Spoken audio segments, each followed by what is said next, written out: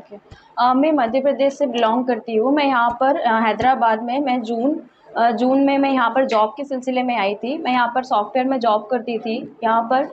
उसके बाद में मैं डेटिंग ऐप में सितंबर 20 को यहाँ का एक लड़का है जो महबूब नगर अचमपेट से है, कामारेड्डी में गवर्नमेंट एम्प्लॉय है, एमएस डॉक्टर है ऑर्थोपेडिक। उससे मैं बम्बल ऐप में डेटिंग ऐप में मैं मिली थी। उस मुदवत शिवा मुदवत शिवा उसका नाम है।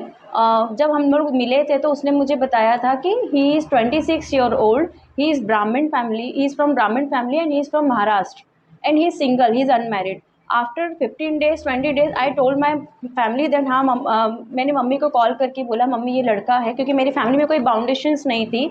मैंने उसको बोल दिया था कि मुझे शादी करना है, अगर इफ़ पॉसिबल तो कंटिन्यू करते हैं, otherwise we will go each other way.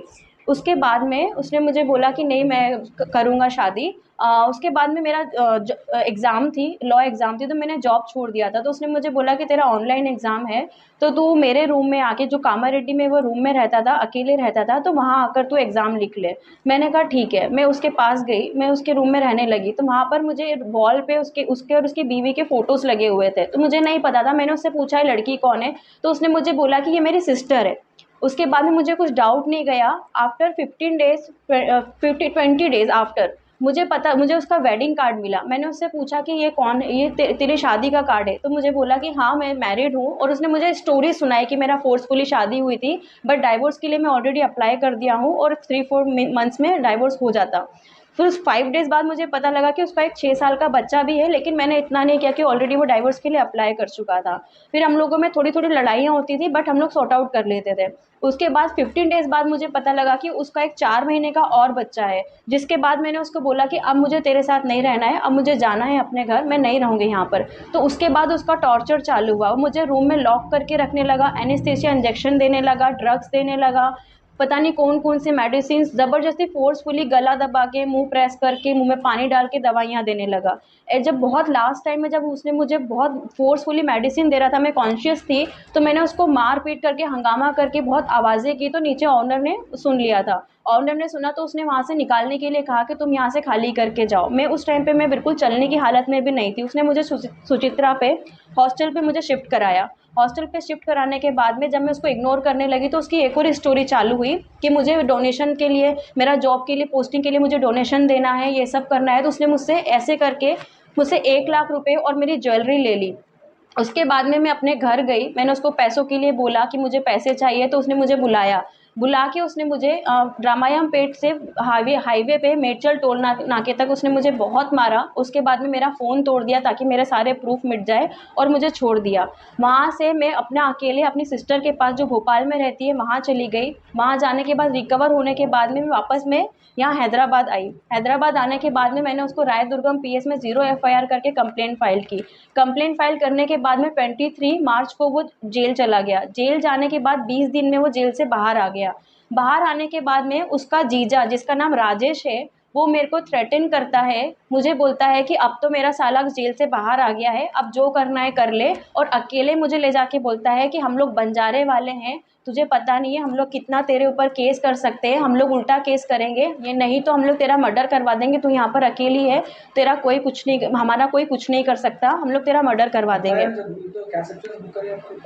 FIR जब बुक हुई तो मैंने उसके ऊपर 417, 376, 342, 323 एंड 506 ये एफआईआर है। ये सेक्शंस मैंने उसके ऊपर लगवाए थे। या मेरे पास उसकी फ़ोटोज़ हैं। ये शिवा है, ये मुदवत शिवा जो डॉक्टर है, ये मेन एक्यूज्ड है, और ये इसका जी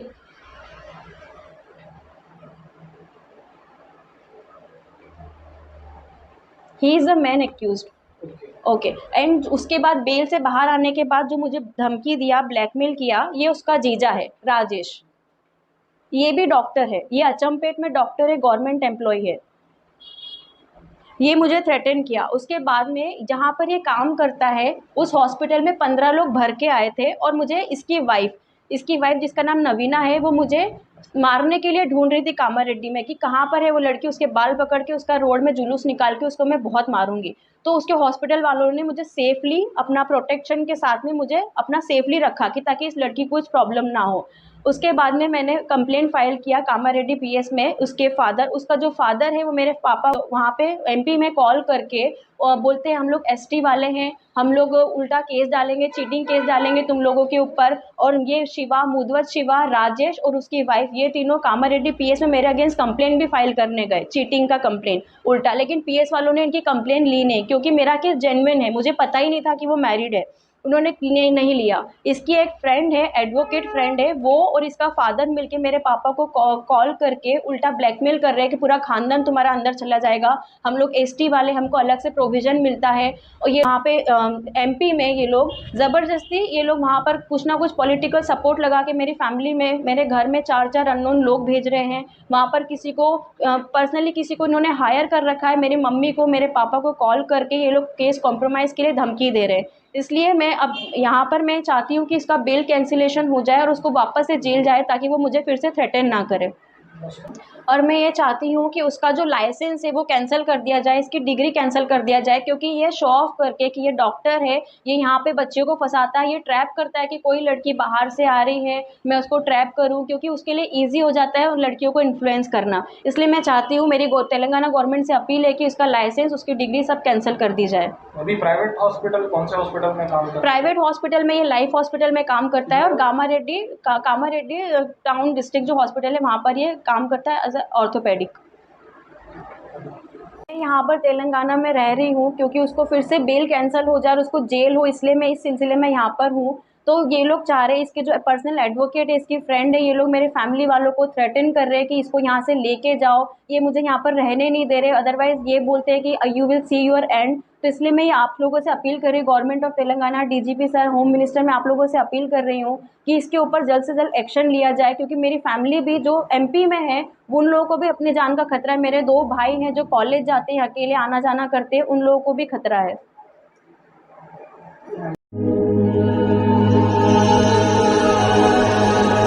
Women's wear, men's wear, kids wear, men's textiles.